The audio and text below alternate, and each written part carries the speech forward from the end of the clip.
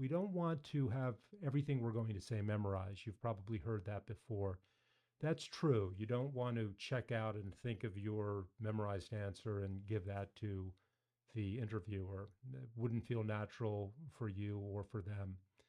However, if English is not your first language, it is okay to have a couple of phrases, even a couple of sentences that you might work out, that you might practice, if especially if it's a word use thing that you're sometimes inverting a word or using some other grammar from your first language.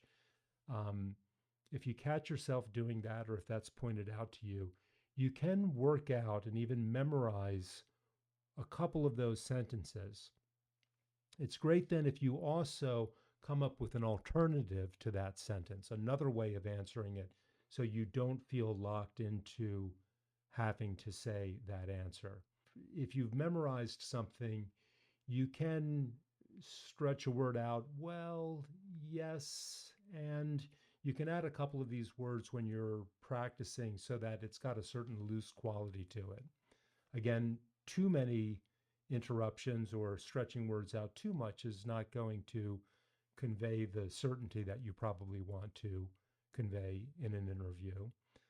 But um, a certain degree of certainty is great, but a little bit of naturalness, a little bit of spontaneity, of being loose and not knowing exactly how you're going to say something so that it seems like you're really present in the interview and not concerned, not overly concerned about what's coming next, that has great value as well.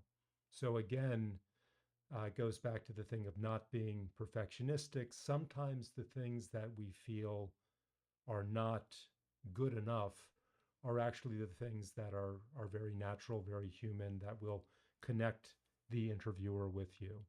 Remember, the interviewer is at their job as well.